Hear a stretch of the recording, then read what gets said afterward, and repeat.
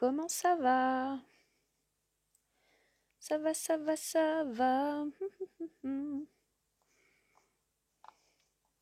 suis un petit peu en avance pour vous laisser arriver tranquillou.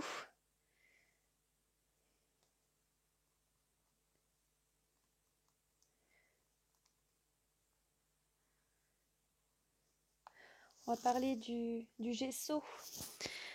La suite des événements. Ça fera 3 séances d'ailleurs qu'on y accorde du time. Ah, attendez. Je fais un petit peu de bruit avec mon micro. Je prépare mes couleurs. Je crois que je vais utiliser cette couleur. Hello Nicolas, coucou Jean-Michel. Ah, on voit pas du tout que j'ai peint aujourd'hui avec mes élèves. Coucou Isabelle. Je pense fort à toi, plein d'amour. T'en as besoin, je crois, là aujourd'hui, hein, plus particulièrement, je crois. Hein. On a tous besoin, hein, bien sûr, hein, pas de jaloux. Hein. Mais là, ma petite Isabelle, elle a besoin de petits câlinous. Hein. Alors, j'ai préparé alors mes couleurs. Comme ce ne sont pas des coloris qui sont en pigment, ce sont des coloris sortis du tube. On va dire que... oh, c'est difficile de voir les couleurs. Hein. Voilà. Oh oui. Voilà, voilà. Alors là, on a une sorte de bordeaux, presque rose. Mélange avec ma couleur là. Un rose fuchsia. Fuchsia, ouais, lit de vin comme ça. Je sais pas si ça se voit pas bien, je trouve. Ouais, on voit mieux comme ça. Ah ouais, là c'est mieux. Voilà. Là, on a une sorte de vert de phthalo, presque bleuté. Et là, on a une sorte de violacé, violine comme ça. Comment ça, t'as pas de son? Qui est-ce qui a pas de son? Tu as bien cuvé le champomis d'hier? Non, même pas de champomis, tu te rends compte? Même pas de champomis pour le rodoudou. Non, on n'a pas fait de champomis. Mais vous avez été adorables. Je vous remercie d'avoir pensé à mon petit Sean. Vous avez été géniaux, vraiment. Vraiment, il y en a beaucoup trop qui l'ont oublié cette année. Mais bon, c'est pas grave, il en prend. Il a compris. La vie, elle est pas toujours cool. Coucou Maryse. Ouais, de gros câlins pour Isabelle, ouais. Ah, tu as le son. Super. Bon, ça me rassure. Donc, j'ai pris des couleurs foncées, les loulous. J'ai pris des couleurs foncées pour pouvoir voir mes textures parce que là, quand on regarde la surface, ça fait très plat. On voit des effets de graphisme, mais on n'a pas la sensation qu'il y a de la matière. Donc, on a vraiment l'impression d'avoir quelque chose qui est... Oh, coucou Mireille. On a l'impression qu'il y a quelque chose de plat. Alors, à quoi ça sert de mettre de la matière si on la voit pas ou si on la met pas en valeur? Et il y a des solutions pour pouvoir mettre en valeur toutes ces textures. Donc, j'ai préparé mes couleurs. Et pour pouvoir mettre en valeur cet arrière-plan, n'est-ce pas, il nous faut une couleur qui soit contrastée. Donc il nous faut un rapport de complémentarité ou de contraste. J'ai des couleurs chaudes, je vais choisir des couleurs froides ou plutôt neutres, ça, ouais, c'est à votre bon goût. Ouais, on y va. Alors attendez, j'ai mon écharpe et je crois que ça doit faire du bruit. Bonsoir Maëlle. Voilà. Et donc, je vais utiliser un pinceau à chiqueter. Alors, on pourrait croire que c'est un petit gris. En effet, il ressemble pas mal à un petit gris, mais on appelle ça un pinceau à chiqueter. C'est des pinceaux qu'on utilise pour pouvoir fabriquer du faux marbre. Alors, ceux qui veulent apprendre à faire du faux marbre, il y aura peut-être des chances, un de ces quatre, que je sorte un truc, un cours pour fabriquer du faux marbre. C'est plutôt intéressant. Hello Bruno. Au passage, Bruno, je voulais te remercier pour ton intervention sur le groupe tout à l'heure au sujet du plagiat et de l'inspiration incongrue de certains artistes sans vergogne. Mais bon, c'est comme ça. Qu'en effet, on peut pas y échapper. Hein. Merci Nicolas pour ton intervention. Et c'est vrai que je comprends que Fa, elles vivent très mal les choses. Alors, je l'ai vécu, hein, ça a été assez inconfortable et puis finalement on finit par, quand on n'arrive plus à passer suffisamment de temps à faire le tri et puis à gérer les gens, on accepte et puis on se dit qu'on a de toute façon pas le choix, il faut éduquer les gens, c'est tout. Alors donc ce pinceau-là va nous permettre, grâce à ce côté très très vaporeux, donc pas en pointe comme les petits gris, de pouvoir mettre de la peinture juste sur le bout des poils.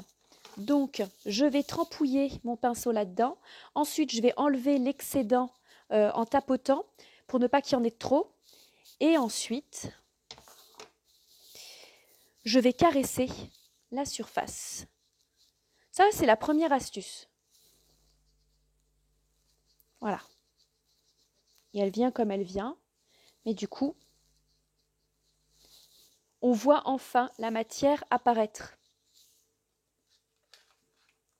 Elle est là. Coucou Fa. Tu m'attendais. Excellent. Donc ce petit pinceau à chiqueter, il est vachement pratique, mais bon, si vous allez réellement chercher en magasin pour acheter un pinceau à chiqueter, ça coûte la peau des yeux. Pour pas dire mieux, ce sont des pinceaux qui coûtent très très très cher. Donc je vais vous inviter à prendre à la place type de pinceau blush pour les femmes, pour faire le blush, pour le maquillage, et ça marche tout aussi efficacement. Juste petit conseil au passage, nettoyez-le bien très rapidement avant que ça sèche. Si ça durcit les poils juste ici, vous êtes mal barré, hein, il faudra les couper. Hein. L'acrylique, c'est un petit peu chiant. Quoi? En mode Edmond Locard? C'est qui Edmond Locard?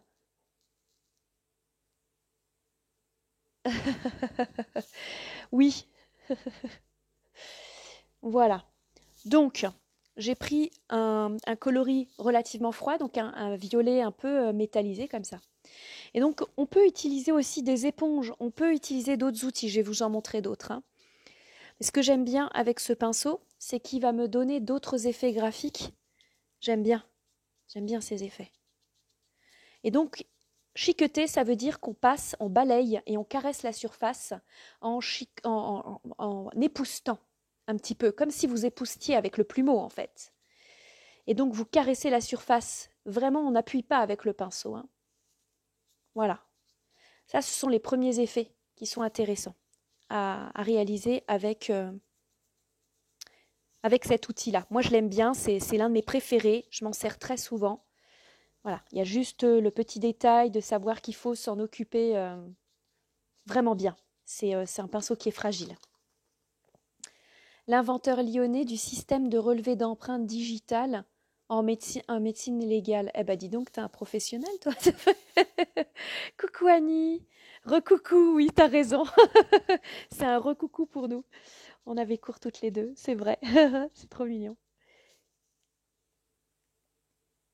Oui, ça marche le truc à maquillage. Voilà, tu vois, même Maryse, elle le dit.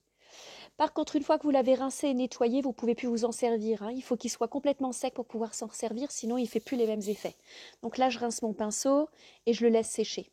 Donc c'est vrai que si vous pouvez en avoir 3-4 à quelques euros, vous pouvez en trouver à Action ou voilà, souvent ils en vendent en plusieurs quantités, en petits groupes, là, par 4 ou pour 5 ou 6, je sais pas.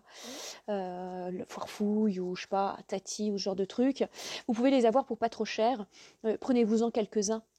C'est toujours pratique d'en avoir plusieurs sous la main, quoi. Coucou Soline, Nicolas.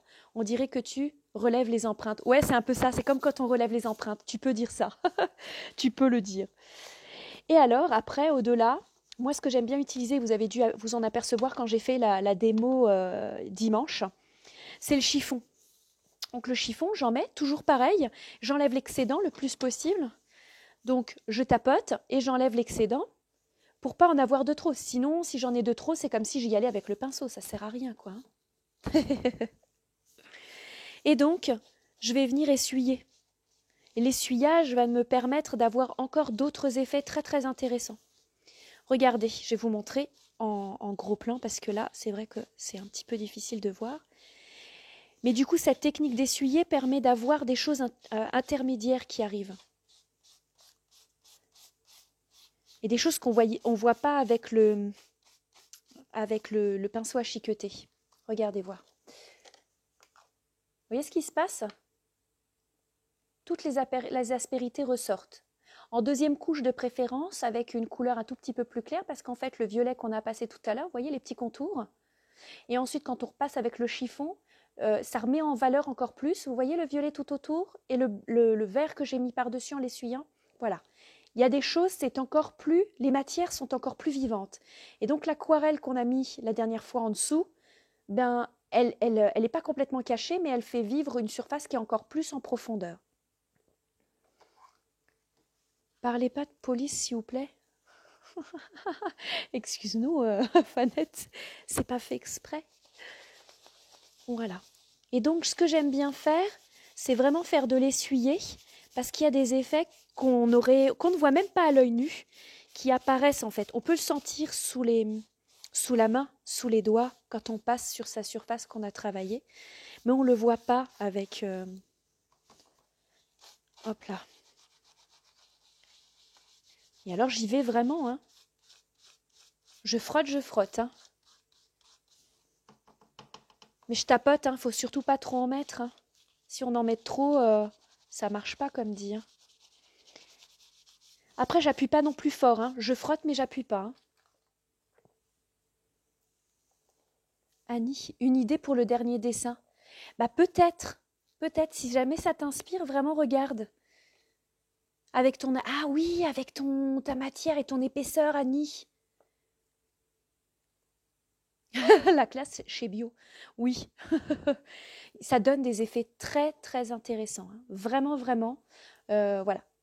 Donc c'est ce que vous voyez pas sur un tableau souvent et qu'on interprète mal en faisant des faux gestes avec nos pinceaux. Et c'est un petit peu, je dirais, comment est-ce qu'on pourrait expliquer ça?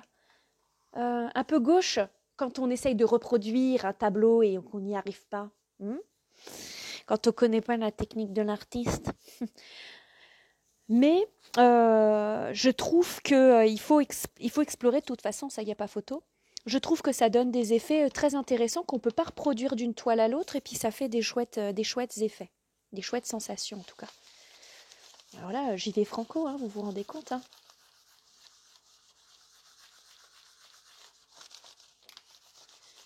Et on a un bel effet métallisé. Bon, c'est aussi mes couleurs, hein, que j'ai utilisées qui sont intéressantes. Voilà. Mon chiffon, il est mieux que l'essuie-tout, mais c'est de l'essuie-tout. Excellent, Maryse, c'est de l'essuie-tout. On est gauche quand on n'est pas à droite. C'est ça. Excellent, ça y est, je percute. Oh mon Dieu, Nicolas. Oui, lol, c'est vrai. Et puis, il y a des fois, comme ce qu'on a là, je vais moins appuyer, moins frotter. Et je vais plus caresser ma surface. Donc là, je fais vraiment, je vais très rapidement, hein, parce que ma matière sèche vite en dessous.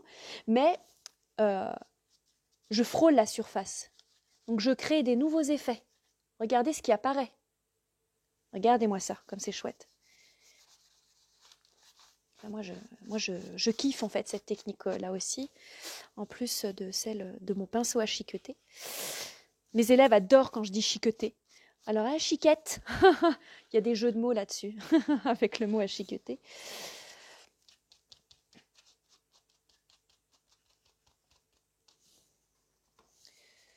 Voilà, donc il y a vraiment de très très chouettes effets qui apparaissent. Du papier. Mais alors là, il faut vraiment caresser. Donc en fait, c'est vraiment une question de dextérité. Et je dirais, si vous êtes quelqu'un de kinesthésique, vous sentez vraiment l'outil qui va se placer sur la surface et vous allez sentir là où il ne faut plus que vous appuyez. Et que vraiment, vous devez maintenir une distance suffisamment soulevée, élevée, pour ne pas écraser trop votre matière si elle est un peu souple. Ce serait dommage, vous allez l'altérer et elle va disparaître. Me libère l'esprit. Voilà, ça te fait du bien. Ça sèche, c'est les effets à l'air. Oh mon Dieu, les jeux de mots. Lisez les commentaires, hein, pour ceux qui sont en train de regarder la vidéo, ça vaut le détour. Oh mon Dieu, je vous jure. Je vous adore, vous êtes extra. Donc il y a de chouettes effets, hein. Vraiment. Ouais, elle est super cette technique, hein. Voilà, ça donne de la douceur à la peinture, tu as raison Annie. Et ça donne, si tu veux, malgré que les couleurs soient très contrastées, eh bien ça donne vraiment une sensation moins brutale de finition. C'est-à-dire qu'on n'a pas d'arrêt net de la couleur d'un environnement à l'autre. Et c'est vraiment très harmonieux. Et je trouve que ça colle plutôt pas mal avec les roses magenta, là, les roses j'avais utilisées. Et du coup, je vais replier mon sopalin, parce qu'on peut aussi utiliser le chiffon. Et je vais reprendre la troisième couleur, enlever l'excédent. Donc on tapote dans le... Attendez, je vais vous montrer. Donc là, j'en prends. S'il y en a vraiment trop, et je viens tapoter pour enlever le trop plein. Si j'en ai trop, ça... Ouais, c'est comme si j'y allais avec le pinceau, quoi. Ça sert à rien. Hein. Et alors là, je viens vraiment frôler certaines surfaces. Tout doux, quoi. Bon, par contre, là, j'aimerais bien qu'il y en ait un peu plus sur cet espace-là. Ça aurait été bien. Il est très râpeux. Comme il est très, très dur. Il y a les petits... les filaments là sont très très durs et ça arrache le sopalin. Donc je pense qu'un chiffon un petit peu plus du tissu serait plus judicieux là pour l'expérience là.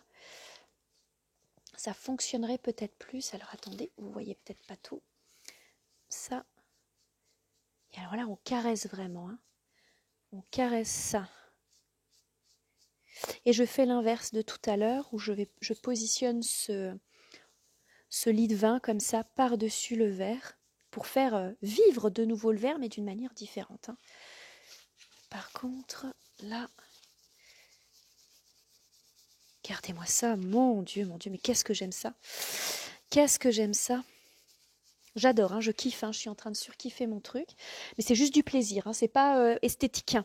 C'est pas parce que c'est beau dans le tout, c'est juste que j'adore la sensation que ça procure et les effets à chaque petit endroit. Il y a des petits coins, ça mériterait que je découpe des bouts en fait pour en faire des petites œuvres à des endroits particuliers.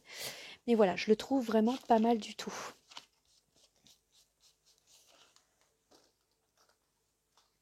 Chiffon éponge.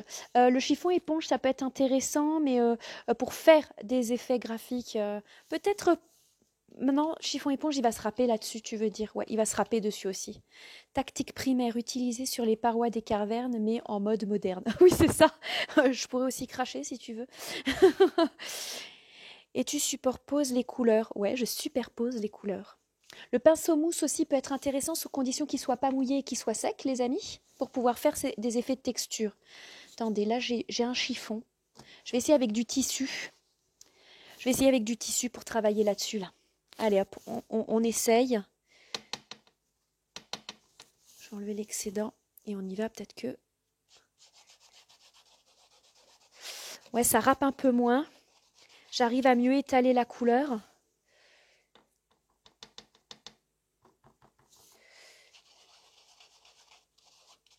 Ouais, mais il faut que je charge trop régulièrement mon chiffon. Faut que je charge trop régulièrement mon chiffon. Il absorbe beaucoup trop. Bon, c'est pas grave. C'est pas grave, je crois que je vais en faire autre chose de ce truc. Je vais faire autrement. Vous allez voir. Je vais vous faire un peu peur sur le coup, hein, mais pas de panique. Hein. Je vais faire l'inverse là-dessus.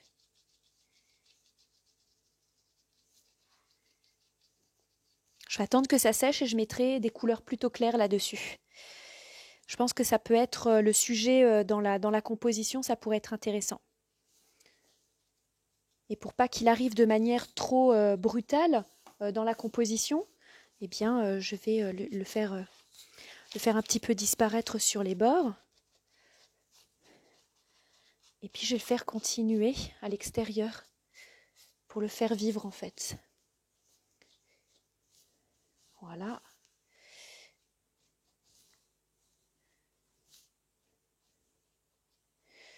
Voilà. On pourrait en rajouter un tout petit peu avec. Voilà, une petite composition un peu sympa. Voilà. Je pense que... Et on peut jouer à l'infini parce qu'après, une fois que tout ça c'est sec, c'est vrai que ça brille un peu, une fois que tout ça c'est sec, je peux m'amuser à mettre du blanc en fait dessus. Hein. Ça pourrait être très très sympa aussi. Hein. Ça pourrait être très sympa. Voilà, donc on n'est pas obligé d'utiliser un pinceau, on peut utiliser ses doigts aussi, j'aurais pu utiliser mes doigts, comme ce que fait Fanette, mais ce qui est intéressant aussi, c'est d'utiliser n'importe quel outil. Hein. Vous pouvez même utiliser du papier, vous pouvez... Ah, il s'effiloche ton essuie-tout? Ah, mais moi, en fait, je le plie plusieurs fois. C'est peut-être le fait d'appuyer plusieurs fois. Ou comme une technique d'imprimerie. Oui, ça peut être aussi ça, Nicolas. On peut mettre du lavis sur le rugueux, mais comme j'expliquais la semaine dernière, le lavis va rentrer parce qu'il est très liquide dans les aspérités creuses. Oui, on a une impression de croûte terrestre sur ces endroits-là, hein. C'est vraiment, c'est somptueux. J'adore les effets que ça crée. Donc voilà, on n'aurait jamais imaginé tout à l'heure, avant que je commence la vidéo, qu'il y avait autant d'aspérité tellement c'était plat. C'était vraiment très plat et on ne voyait pas tout ça. Et voilà comment mettre en valeur toutes vos petites aspérités, les creux, les bosses, les matières qu'on avait mis avec le gesso. Tout ça juste avec un essuie-tout et le pinceau à chiqueter. Voilà, et avec plusieurs superpositions. Bon, j'adore travailler les superpositions de couleurs. Donc vous voyez, il y a vraiment les coloris sont vraiment fantastiques, hein. C'est simplement ces couleurs-là, quoi. Il n'y a rien d'extravagant, hein, vous avez vu? C'est vraiment chouette. Belle surprise en tout cas. Ouais, là honnêtement, les couleurs que j'ai choisies, je suis vraiment ravie, ça donne un bel effet. Alors oui, un rouleau à encre, ça pourrait aider parce que du coup, ton rouleau à encre, si je me trompe pas, c'est un rouleau en silicone. Donc si tu arrives à bien mettre sur ton rouleau la matière, l'encre dessus, peut-être un peu plus épaisse que de l'encre, hein, parce que ça sèche relativement vite après. Quand tu vas passer sur ton rouleau, ça va passer et plus il sera large, plus il passera sur les hauteurs les plus hautes. Donc tu pourras découvrir les hauteurs vraiment les plus hautes en épaisseur, bien entendu, agrandi, de toute ta surface de ton dessin. Ça peut être très intéressant de découvrir tes épaisseurs par rapport à cet effet-là, ouais. Tu nous fais de la tactilographie. C'est un peu ça. Je dirais qu'il n'est pas fini. Il mérite encore vraiment de passer du temps dessus pour le mettre en valeur, bosser. J'ai presque envie de travailler un peu le pastel sec, peut-être même le pastel là-dessus, en fait, pour qu'il rentre dans les creux et qu'il laisse faire apparaître la matière foncée au-dessus. Il peut y avoir quelque chose de très intéressant à bosser avec le pastel là-dessus. Ah bah si, déchaîne-toi Maryse, déchaîne-toi, déchaîne-toi. Mais voyez, sur du papier glacé, avec du gesso, des effets de matière pas forcément très folichons, on peut avoir, alors je dis pas que c'est esthétique, hein, pour l'instant je le trouve pas folichon, mais les textures sont vraiment, vraiment de toute beauté, quoi. Oui, en silicone, tout à fait. Tu verras, c'est plutôt intéressant. Moi, je travaillais beaucoup le rouleau silicone pour les vernis un peu gluants, comme ça, un peu épais, pour la gouache et l'aquarelle, mais ouais, tu peux l'utiliser pour la peinture aussi, hein. Adoucir le sujet sombre. Ouais, tout à fait. Tout à fait. Je pense que je viendrai certainement avec des acryliques que je vais mélanger. Vous savez quoi? Allez hop, on y va. On fait ça ensemble? Allez hop. Je vais prendre des blancs. Alors, je viens de prendre de l'acrylique blanc dans lequel je vais mélanger avec mon sopalin les coloris que j'ai déjà. Je ne vais pas en créer des nouveaux, ça ne sert à rien. Et je vais venir pour bosser. Alors bon, ça c'est encore un peu humide, mais je vais essayer de faire attention. Pour pouvoir éclaircir quand même ces parties ici. Adoucir un peu. Oh là là, j'adore, j'adore, j'adore, j'adore. Regardez-moi ça. Quand ça brille pas trop, est-ce que je pourrais... Ouais, comme ça vous voyez pas trop que ça brille. Pas trop inconfortable.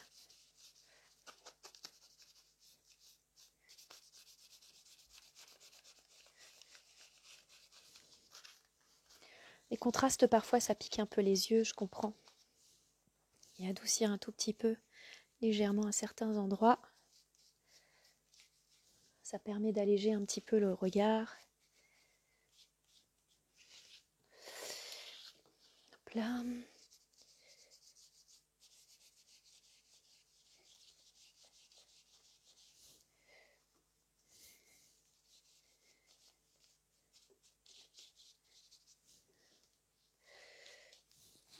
Allez hop.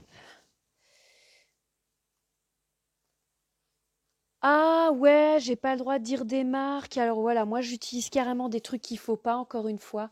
T'as raison, Nicolas. Trop la honte. Oui, essuie-tout. C'est vrai que c'est pas dans notre vocabulaire, on a tendance à trop souvent utiliser les noms de marque, c'est pas bien. Tu as raison, merci beaucoup.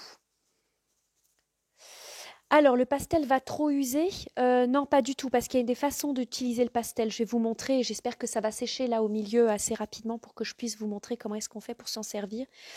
Ouais, je vais essayer. J'essaye de ne pas trop cacher les étapes. Le papier est grand en fait. Si je lève trop la caméra, je vois plus vos textes après. Ça m'embête. Alors, une question. Bonsoir Virginie. Si on ajoute du pastel sec sur une toile en peinture acrylique, la toile ne peut donc pas être vernie puisque ça enlèverait la poudre, non? Haha, très très bonne question. Non, en effet, tu peux pas vernir. C'est impossible que tu puisses vernir une toile sur laquelle il y a du pastel puisque le pastel va partir avec le pinceau quand tu vas passer le vernis. Donc, en effet, tu peux pas faire ça. Mais il y a des méthodes. Il y a des solutions. il, y a, il y a toujours des solutions. Nicolas, les campagnes de pub ont bien fait leur boulot d'ancrage cérébral. Ouais, t'as raison. T'as raison. C'est comme les mouchoirs, on dit les Kleenex, enfin, t'as compris, quoi. Hein, c'est pas bien.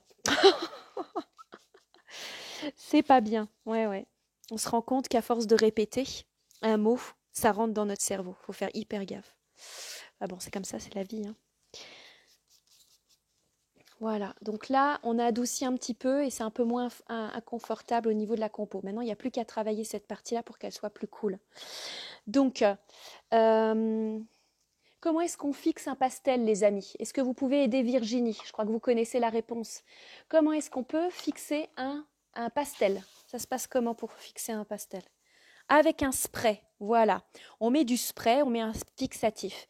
Une fois qu'on a mis le fixatif, qu'est-ce qui se passe? Oui, ou de la laque. On peut mettre de la laque. En effet, Isabelle. C'est la vie. C'est la vie. Une fois qu'on a fixé notre pastel, qu'est-ce qui se passe avec le pastel? Ouais, la laque, nickel. Fixatif en bombe, génial, nickel. Et après, une fois que notre fixatif ou la laque a été posée sur le pastel, qu'est-ce qu'on fait? On attend, on laisse sécher et ensuite on fait quoi? On remet encore une couche de laque ou de fixatif. Puis on attend que ça sèche quelques secondes. Puis on remet la laque ou du fixatif. On charge, les amis, on charge. On charge suffisamment loin pour ne pas que le pastel sec soit imbibé par le fixatif humide. Voilà, il faut faire très attention, exactement Isabelle. Si on met trop de fixatif, si on met trop de laque, le pastel sec va l'absorber. Tout ce qu'on veut, c'est qu'il se fige, c'est qu'il ait une superposition de couches de quelque chose qui va durcir et qui va protéger le pastel. Une fois que ton pastel sec est opérationnel, qu'il a bien été fixé avec quelques couches et que la couleur te convient toujours, là tu peux vernir, ma grande. Là, Virginie, tu peux y aller. Au taquet. Alors, moi, j'aime bien aussi travailler avec cette technique. Vous connaissez le papier à poncer? Voilà, hein, le papier de verre. Freeze. Un pastel sec. Et je vais en mettre sur ma surface juste ici. Donc Maryse disait que si je mets du pastel sec là-dessus, je vais user trop mon pastel. Bon, oui, certes. Moi, je vais y aller avec ça, en fait.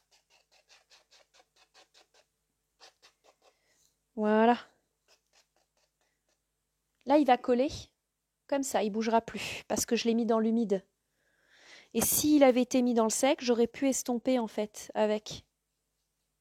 Mais là, il se fixe dedans. Vous voyez, je passe le doigt dessus et en fait, il est déjà dans les creux. Voilà. Ouais, super, en fait, j'adore. Oh, j'adore. Il va dans les trous. Voilà, c'est ça que je voulais qu'il fasse en plus, donc c'est cool. Ça marche. Même quand c'est mouillé. J'avais un peu la hantise, j'étais pas sûre. Quand c'est humide, parce que j'ai toujours attendu que ça sèche. Et là, j'ai fait mon impatiente pour vous montrer. Voilà.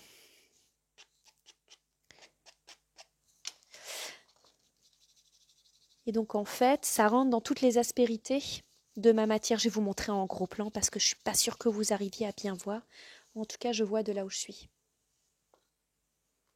Oui, tu as certainement trop rapproché la laque si ton pastel sec il a été humidifié. Tu connais pas le papier de verre, menteur. Voilà, regardez, il est rentré dans les trous, qui a laissé faire apparaître du coup toutes les parties plus foncées des contours. Donc c'est rentré dans les trous. J'adore.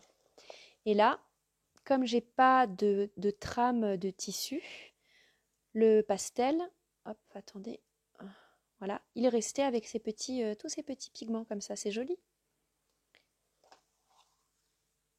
Ouais, tu peux faire avec un scalpel ou de l'ongle, mais c'est vrai que là, ça évite de te salir les doigts, quoi.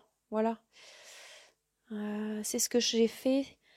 Je fais, je travaille le pastel avec l'acrylique encore humide. Ouais, voilà, ça peut être possible, ça fige dedans, ça se colle. Bon, après, faut plus toucher, hein, sinon ça se mélange, hein. C'est vrai, ça te plaît? J'espère que ça vous enrichit techniquement et que vous allez pouvoir maintenant avec les compositions, enfin les règles, les petites règles de composition de base, hein. Je ne vais pas trop vous embrouiller, sinon vous allez avoir le cerveau qui va exploser. Tu dormiras moins con ce soir. Excellent, Samy. Oui. Oh, alors toi, je te jure. Oh mon Dieu. Ouais, je pourrais peut-être même en mettre un peu là, pour allonger un peu la sauce, comme on dit.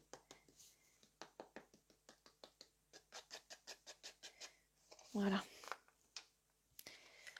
Et là, je laisse sécher. Mais on peut encore bosser dessus, hein. Il y a encore du taf, hein. Pour moi, il y a encore des choses à faire. On peut encore le transcender. Voilà. Mais je vais le laisser un petit peu mûrir quand même. Mais vous voyez comment est-ce qu'on peut faire pour pouvoir mettre en valeur vos textures? Parce qu'en mettre gratuitement sur votre surface, comme ce qu'a pu faire un artiste sur YouTube, c'est génial, il est top. Par contre, il vous manque tellement d'informations. Donc la composition, la façon dont vous allez installer dans votre espace votre matière, et ensuite comment vous allez la mettre en valeur, cette matière. D'accord? Ah, avec plaisir, Maryse. Oui, je préfère le parmesan aussi, tu me diras. Voilà. Je vais m'arrêter là, parce que ça fait un peu beaucoup d'informations. Je réalise souvent que j'en donne beaucoup, même pendant mes cours, et que des fois, c'est assez mal digéré parce que c'est inconfortable, quoi. Maëlle, génial. J'avais déjà fait le support avec l'aquarelle aujourd'hui. Je vais m'essayer à ces nouvelles techniques demain. Merci beaucoup. Eh bien, avec plaisir, Maëlle, je suis ravie. Donc voilà, quand on vous montre quelque chose, quand vous découvrez quelque chose d'un artiste qui vous montre et qui vous donne, faites, essayez, tentez et voyez ce qui se passe si vous tombez dans des problématiques. Donc là, il faudra jouer à MacGyver, hein, il faudra trouver des solutions avec les moyens du bord pour pouvoir pallier à ces problématiques. Ou alors vous venez faire un toc-toc chez Aurore et puis il suffit juste de me dire et je vous dirai ce qu'il y a. J'en ai fait tellement des expériences si vous saviez. Alors, suis occupée sur projet 1 pour le moment. Ouais, Bruno, on a hâte. Il faut se mettre à table pour les matières. Excellent, la table des matières. Excellent, Nicolas. Encore une fois, des jeux de mots. Donc voilà. Euh, les sujets que vous allez découvrir et les effets de matière que vous allez comprendre, comment ça fonctionne et ce qui se passe, vont vous enrichir. Et c'est ça qui va éviter que vous copiez des artistes et c'est ça qui va vous permettre de trouver votre style et votre personnalité. En faisant des choses que vous aimez, avec des moyens du bord que vous aimez, avec des solutions que vous aimez, parce que vous les ressentez, parce que ça vous plaît dans l'effet visuel, ou parce que même le bruit vous plaît quand c'est posé sur la toile. Bon, bref. Moi, ce que j'ai envie de dire, c'est que... et je fais suite vraiment à l'intervention de Fa au sujet de personnes qui utilisent un peu trop, de manière large, l'inspiration de création d'artistes contemporains qui se donnent du mal pour créer leur propre style et qui sont copiés malheureusement. Donc voilà, si vraiment c'est ça votre but, de pouvoir trouver un moyen d'exprimer votre art par vos propres moyens en termes de composition, il y a des solutions ici, il y en a ailleurs aussi en effet. Essayez juste d'expérimenter plus souvent pour pouvoir après associer tous ces effets-là ensemble pour créer un tout harmonieux, hein.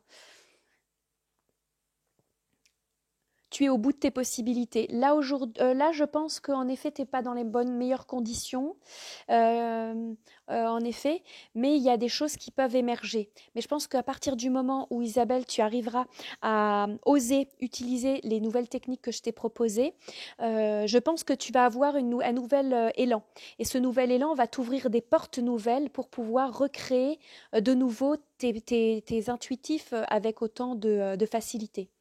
Il faut juste que tu te donnes l'opportunité de tenter. Pas de problème de digestion.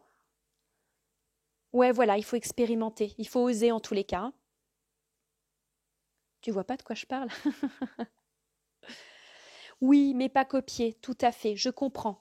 Je comprends, ce que tu as exprimé, c'est dégueulasse, c'est pas cool, ça arrive tellement souvent, si tu savais. Il y a beaucoup d'artistes que vous voyez d'ailleurs, même sur YouTube, qui copient des grands artistes que moi je connais. Hein. Euh, donc, voilà. Je donnerai pas de nom, c'est pas bien. Je suis pas là pour pointer du doigt. Mais trop peu, il y a trop peu d'artistes comme Lilian qui arrivent à créer d'eux-mêmes de l'art abstrait. Et, et c'est dommage d'usurper le travail de ces artistes-là. On peut tout faire en art, il n'y a pas de limite. Il n'y a vraiment pas de limite, sauf celle qu'on se donne, hein, celle que vous allez pas oser faire ou pas penser à faire. C'est pour ça qu'il faut vous enrichir des autres artistes par rapport à leurs techniques, les expérimenter, mais éviter de faire du copiage ou même de vous en approcher de trop près. Que vous preniez la gamme colorée, pourquoi pas, pour composer après autre chose. Mais évitez de vous retrouver dans le même mouvement, la même dynamique, le même positionnement des couleurs. Et puis en plus, si vous approchez des coloris qu'il a utilisés, non, ça va trop loin là. Hein. Non, il n'y a pas de durée dans le temps pour pouvoir recopier une œuvre. Par contre, il y a une durée dans le temps pour pouvoir se servir d'une œuvre, c'est-à-dire pour pouvoir utiliser la photo et pour pouvoir créer quelque chose à partir de cette photo, comme la Joconde par exemple, ou comme des œuvres d'art, peu importe. Mais en tous les cas, c'est 100 ans après la mort de l'artiste que vous pouvez faire ce que vous voulez de l'œuvre sans être obligé de payer des droits d'auteur, mais vous n'avez pas le droit de la recopier pour la revendre. C'est interdit par la loi.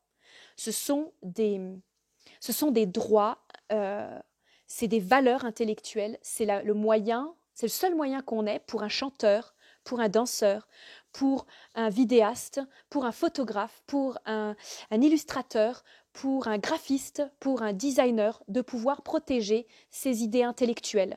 Donc, s'il vous plaît, par respect, trouvez des solutions pour pouvoir créer. Moi, j'en donne plein ici et je suis sûre que vous pouvez en trouver plein sur Internet pour pouvoir créer votre propre façon, votre propre style.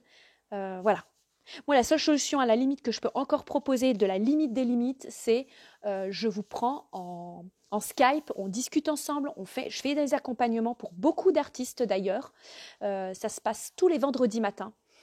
Et pendant une demi-heure, 3/4 d'heure, on discute de votre style, de votre personnalité, de la façon dont vous vous exprimez, qu'est-ce que vous aimez. Je décortique votre personnalité, je décortique ce que vous adorez, je décortique vos différents dessins et ce qui en ressort et ce qui en découle de là. Et je vais vous aider à pouvoir trouver au fur et à mesure, par vous-même, votre personnalité graphique. Voilà. Moi, je crois que c'est la base. En tous les cas, d'avoir vécu qu'on copie mon travail a été très douloureux, mais trouver des solutions pour que les gens ne copient plus, c'est impossible. Donc, j'ai trouvé d'autres solutions pour pouvoir aider les gens à éviter de copier. Donc, je donne des infos ici, j'en donne sur YouTube. Je ne suis pas une radine en info, vous le savez. Je fais des accompagnements. Voilà, moi, je fais de mon côté. Et je suis sûre que vous pouvez aussi faire du vôtre en cherchant partout sur Internet. Il y a plein d'infos, plein. Expérimentez, faites vos... Ouais, allez-y, quoi. Allez-y. Alors, j'ai loupé des infos. La Joconde. Oui, oui, mais ta Joconde ne ressemble pas en fait. Hein. Coupable, je l'ai fait. Technique égale outil, pas un but à copier. Voilà, exactement. La technique, c'est un outil. Ne doit pas servir à copier. Exactement, Nicolas. Merci pour les astuces. Pour la copie, c'est bof, sauf pour les prémices. Dans la peinture, dans la progression, il faut innover, même avec un modèle. Exactement, Nicolas. Annie, pardon. Annie, dans une reproduction, de toute façon, même toi dans ton propre travail, quand tu fais une repro, tu changes les couleurs, tu changes le geste, il y a des trucs que tu préfères mieux faire toi-même, d'une autre manière, avec une autre sensibilité. Et c'est ce qui fait que ton travail, c'est le tien. Après, je parle souvent de copier, maîtriser, inventer. Il est important de savoir copier des œuvres d'art pour comprendre comment est-ce qu'il faut faire une lecture, comment il a employé telle technique, pour pouvoir les expérimenter, sinon on ne prendrait pas l'initiative de le faire.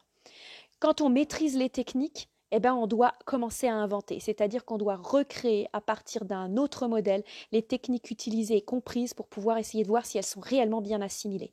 Ça fait partie aussi des cours que je donne de dessin, où je vous aide à copier, à prendre les points de repère, les couleurs, l'association des couleurs, la composition dans l'espace, etc.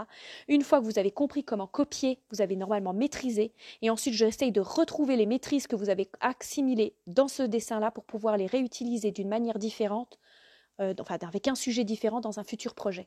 Ça permet, à force de répéter, d'assimiler ça dans le subconscient, comme quand vous conduisez, on apprend à conduire de cette manière-là, à force de répéter.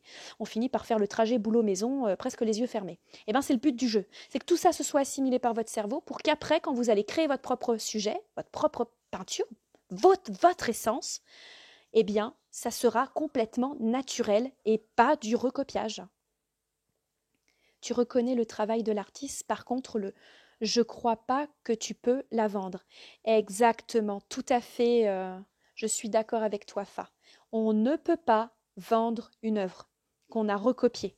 Elle est là pour pouvoir t'aider à apprendre, elle est là pour te faire comprendre, tu la mets dans un tiroir et elle n'en sort pas. Elle a le droit d'être offerte, elle a le droit d'être exposée chez toi, mais elle n'a pas c'est interdit par la loi d'être vendu ou d'en faire commerce. Si un artiste a vraiment envie d'être méchant avec toi et qu'il a vraiment faim et qu'il s'est rendu compte qu'il avait réussi à gagner du pognon dessus, que ce soit même 20 ou 30 balles, ben vous pouvez risquer de devoir rembourser cette somme, mais de payer en plus une amende là-dessus. Et les amendes, c'est pas 150 balles ou 135 balles, les amis, hein. Ça va du 20 à 30 000 balles, les amendes sur les droits d'auteur. Faites attention. Voilà. Voilà, d'un dessin, tout peut être modifié. Mais d'ailleurs, Isabelle, elle sait très bien jouer avec ça, hein. C'est de la manipulation, c'est juste ça. Personne ne copiera ton voilà. Non, je le répète tellement de fois, je m'en rends même plus compte, Nicolas, excuse-moi. Avec un modèle, je change toujours quelque chose. Voilà. Ou c'est la couleur, ou c'est la texture, ou c'est le mouvement, le dynamisme. Mais en tous les cas, il faut impérativement éviter que l'artiste ait la sensation de revoir son tableau euh, avec des trucs rajoutés. Ça va pas le faire. Hé, Michel est là. Tu m'as rappelé une idée que j'avais oubliée avec des fibres de coco. Eh ben, c'est génial, on a hâte de voir ça, Jean-Michel. Je maîtrise rien, mais si tu maîtrises. Voilà, c'est en forgeant qu'on devient forgeron. Que les forts géreront. Excellent. Nous gueule pas, on n'a rien fait. Ouais, excuse-moi, je me suis emportée, mais je comprends un petit peu ce que Fa a essayé d'exprimer dans le groupe tout à l'heure. Ah, vous aimez mon voilà. Énorme.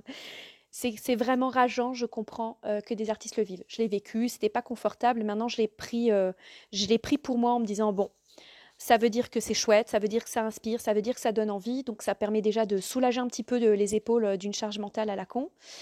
Et ensuite, je me suis dit qu'est-ce que je peux faire contre ça au lieu de fliquer et passer plus de temps à fliquer qu'autre chose, parce que ça vous prend du temps, je peux vous assurer, parce que ils se laissent pas faire les gens quand ils vous copient. Donc, ils ont peur, c'est normal. Donc moi, ce que j'ai décidé de faire, c'est de transmettre et de montrer que c'était possible de créer par soi-même et d'avoir son propre style et que ça demandait certes un petit peu de travail quand même, faut pas rêver, on n'appuie pas sur un bouton et puis ça vient, mais que c'est possible de créer par soi-même et d'avoir son style. Il y a pas de droit d'auteur sur le voilà, tu peux y aller. De toute façon, si je copie, ça ne ressemble jamais au modèle. Mais non, régulièrement, la question n'est pas là, Christine. Toi, tu copies parce que tu es là pour apprendre. Tu fais de la copie pour apprendre. Tu fais pas de la copie pour faire de la pub sur les réseaux et pour ensuite le vendre en exposition ou le mettre sur de la galerie, d'accord? Sur le net. Tu fais de la copie pour apprendre. Donc, ne culpabilisez pas pour ceux, ça surtout mes élèves que j'ai en présentiel, qui copient des œuvres d'artistes, parce que c'est pour vous, c'est un faux prétexte pour apprendre. Et c'est important, il faut passer par là. Moi, j'ai fait de la j'ai dû recopier, quand j'étais en art appliqué, hein, j'ai dû recopier des travaux déjà d'Égypte, hein, de Grèce. J'ai dû recopier des travaux de Monet, de Van Gogh. J'ai même dû faire la Joconde. J'ai dû travailler. Alors, on n'a pas fait la totalité de l'œuvre, mais on a fait des morceaux, des parties, pour comprendre ce que c'était un sfumanto, pour comprendre ce que c'était un dégradé, pour comprendre, pas pour savoir faire. En art appliqué, on n'apprend pas à savoir faire, on apprend à comprendre. Voilà, ça c'est la base de base. Après, moi, j'en ai pas fait commerce, moi, tous ces dessins et tous ces croquis. Ça m'a permis après de m'enrichir et d'être et de savoir faire ce que je fais aujourd'hui. Et je continue encore à apprendre, si vous saviez. Tout ce que je fais encore comme expérimentation. Je passe plus de temps à faire des expérimentations qu'à faire des tableaux. Hein. Alors, Maryse, moi je suis tranquille, je peux tout copier vu qu'il n'y aura aucune ressemblance. Oui, Maryse, ça changera rien. Tu es là, tu fais ça pour apprendre. Virginie, j'ai vu sur un groupe une personne qui s'est accaparée des œuvres figuratives de quelqu'un d'autre en effaçant la signature de l'auteur. Comportement hallucinant. Tu es sérieuse, Virginie? Ça c'est passible de prison, hein, parce que ça c'est faux et usage de faux. Hein. Ça veut dire que du coup c'est vraiment carrément l'œuvre de l'artiste. Il faut prévenir cet artiste, impérativement. Il faut aller le voir ou la voir, parce que là ça va très loin. C'est pas beau. Oh. Bon, super, Christine. Un sous-manteau, c'est quoi? Un sfumanto. Le sfumanto, en fait, le sfumanto, c'est une technique du Quattrocento que l'on trouve à l'arrière-plan de la Joconde, et c'est cette sensation qu'on a de profondeur de champ. C'est l'une des particularités techniques d'ailleurs de la Joconde, et c'est pour ça qu'il faut l'admirer en fait. Il y a plein d'autres choses qu'il faut admirer dans la Joconde, mais ça en fait partie. Donc c'est des couches successives de glacis à l'huile, de différentes couleurs, sans que les couleurs se mélangent. Donc c'est ça qui donne cette impression de profondeur de champ et d'avoir des couches atmosphériques qui s'épaississent au fur et à mesure. Donc on a vraiment la sensation que derrière elle, il y a vraiment les montagnes en fait, hein, qui sont très très loin. C'est ça le sfumanto. C'est à l'italienne. Bonne soirée Annie, bisous.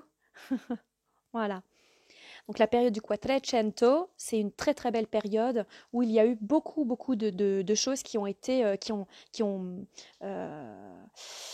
qui ont mis en valeur le travail créatif des peintres, hein, où il y avait la dentelle qui était très très précieuse, la transparence des bijoux, et puis le travail du regard. Tout dans le regard, dans la période du Quattrocento, on arrive à découvrir quelles étaient les maladies, rien qu'en regardant les yeux des personnages dessinés, tellement les yeux étaient faits avec beaucoup beaucoup de perfectionnisme. Donc on pouvait découvrir la maladie de certaines personnes. L'artiste s'en est rendu compte et la personne en question s'est retirée du groupe. Et du coup, cette personne, j'imagine qu'elle a effacé son compte et puis que... bon. En tous les cas, il y aura malheureusement toujours des personnes ou des individus qui se permettront des choses qui ne sont pas correctes. Et voilà. Donc, c'est une personne qui va aller vachement loin, comme celle que Virginie explique. Et là, je vous invite vraiment à faire valoir vos droits, parce que là, c'est vraiment très, très grave. Et si ce n'est que de la copie, et quelqu'un a essayé de tenter de représenter quelque chose, votre travail, eh bien, ma foi, qu'est-ce que vous voulez que je vous dise? Ou vous l'accueillez, ou vous en parlez avec cette personne pour pouvoir vous apaiser. Vous essayez de faire comme moi, vous essayez d'aider les personnes à trouver leur propre personnalité graphique pour éviter ce genre de choses, quoi, ce genre de déconvenues. Hein. Ah, les yeux de la Joconde, en fait, elles te suivent de gauche à droite à gauche. Enfin, tu peux monter, descendre, elles te suivent. C'est ça aussi la particularité de la Joconde. Et la dentelle qu'il y a sur sa poitrine, par exemple. Regardez bien, elle est d'une finesse juste extraordinaire. À l'huile, justement, on est obligé d'attendre que ça sèche entre chaque couche de glacis. Exactement. Et c'est ça qui fait la particularité du sfumato. C'est qu'à chaque couche, il faut attendre. Et tu sais combien de temps il faut attendre pour que le glacis il sèche? Alors, certes, il y avait du blanc d'œuf. Ou alors, on va parler du jus un peu exquis, n'est-ce pas? Mais je ne vais pas aller dans les détails de ce jus-là. Mais ça mettait beaucoup de temps, hein, entre 6 mois et voire un an de séchage. Donc, vous imaginez hein, les galères de technique pour éviter qu'il y ait du craquelage qui se passe entre chaque couche. Et le sfumato, quand il est bien réussi, il est juste magnifique. Il est vraiment d'une belle transparence, sans craquelure, avec beaucoup de profondeur de champ, c'est magnifique. Quoi? Oh, un copieur épaulé en joue feu. Exactement. Ah oui, je comprends que tu aurais eu envie de le démonter. Je comprends. Cette personne-là est allée de ce que Virginie a dit, est allée très très loin. C'est pire que de copier sur une toile. Moi, j'ai découvert encore il y a quelques jours un tableau, mais alors là, j'ai découvert toute seule un de mes tableaux que j'ai d'ailleurs vendu cet été, qui a été recopié par une artiste, mais alors elle en a fait quelque chose d'encore plus joli. J'ai pas été jalouse, pas du tout, et j'ai pas été en colère. Je me suis dit, punaise, comme elle a assuré. Là, franchement, j'ai été fière même presque, de découvrir que de mon travail à moi, elle a pu en faire quelque chose d'encore plus extra. Mais bon, voilà, après, je pense que c'est un gros travail sur soi, ou c'est aussi une question de personnalité, mais il faut jouer tout doux avec ces histoires-là, quoi. Vraiment, il faut jouer tout doux, quoi. C'est très compliqué. Pour ceux qui se sentent à l'aise avec ça ou qui ont les reins solides, il faut y aller, s'ils se sentent vraiment dans leurs droits. Sinon, voilà. Après, il y a beaucoup de particularités dans la copie. Il est possible de faire de la copie si le modèle n'est pas ressemblant à 200%, 2000%, j'ai envie de dire, ou qu'il est dans un autre format, ou qu'il a été fait dans une autre technique. On peut jouer encore sur les mots là-dessus, quoi. Donc, vous n'avez pas forcément toujours gain de cause, et c'est souvent ce que les copieurs savent. Hein. Donc, ouais, c'est compliqué. C'est très compliqué la vie d'artiste. Hein. Surtout qu'aujourd'hui, avec les réseaux, il y a tout qui se balade d'un pays, d'un continent à l'autre. Enfin, voilà, c'est moins privé. Alors, je vais lui caser la G. Pas toucher à prof. Ah, la phrase exacte, c'est apprêtez vos armes en joue, feu. Alors, en même temps, il y a tellement d'artistes aujourd'hui, difficile de ne pas avoir d'œuvres ressemblantes. Alors Maëlle, je ne suis pas forcément d'accord avec ça. C'est encore possible de créer. Je disais encore à une période, à une époque, il y a pas si longtemps que ça finalement, hein, qu'on ne pouvait plus rien inventer et qu'on faisait que de la manipulation de concepts. Aujourd'hui, après avoir découvert la peinture intuitive, je peux te confirmer à 1 milliard de % qu'il est encore possible de créer. Et qu'à partir du moment où tu découvres une œuvre qui est très proche d'un autre artiste, c'est forcément qu'il s'en est inspiré. Il n'a pas copié, mais il s'en est inspiré. Ah, les œuvres minimalistes aussi. C'est encore possible d'être minimaliste sans copier, sans être proche d'un travail de quelqu'un. Tout est une question après de finesse hein, et de personnalité forte, de graphique. Hein. Un copieur ne copiera jamais de la daube. Bah non, bah non. C'est évident, si ça lui plaît, il va copier quelque chose qui lui plaît. Hein. Après, tout dépend de là où on... tu sais, après, l'art, ça se mange pas en confiture, Bruno. Hein. Tout le monde aime ou pas. Chacun a ses goûts. Hein. Il y a des choses qui passent et d'autres choses qui ne passent pas. Hein. Une question de digestion, j'ai envie de dire. Tu te poses des questions, Isabelle? Qu'est-ce que tu comprends pas? Bon les loulous, il se fait 21h23, je vais vous laisser. Je vais vous souhaiter une belle soirée. Je vais essayer de peaufiner un peu ça. Je vais essayer de le peaufiner et de le rendre un peu plus joyeux, un peu plus agréable à regarder. Et en attendant, je vous souhaite donc du coup une belle soirée. On est mardi soir, donc on se retrouve jeudi à 19h pour une lecture d'œuvre. Alors, je crois aussi à la création et à l'identité. Ah, génial. Voilà, le mot est bon et fort, Maëlle. À l'identité, exactement. Ça te choque, Isabelle, je comprends. Bonne nuit, Michel. On pourra en reparler plus tard si vous voulez. Mais pour moi, difficile de se démarquer encore. C'est tout à fait possible, Maëlle. Si tu as des questions, il ne faut pas que tu hésites, hein, je suis disponible et je ne suis pas une radine en info, hein, d'accord? Donc, si tu veux faire partie du groupe de la team, la création, enfin, comment est-ce que je l'ai appelé ce groupe? La créativité est en nous. N'hésite pas, tu me fais un petit message privé et puis je t'y incorpore. Ils seront super ravis, le groupe. Bonne nuit, Mireille. Bonne soirée, Jean-Michel. Les goûts et les couleurs, il y a goût à passer à l'égout. Oui, c'est ça, il y a pas oui. Bonne nuit à tous. Merci beaucoup, Bruno. Bisous. Oh, Maryse. Eh ben, je t'incorpore tout de suite, Maëlle. Allez hop, let's go.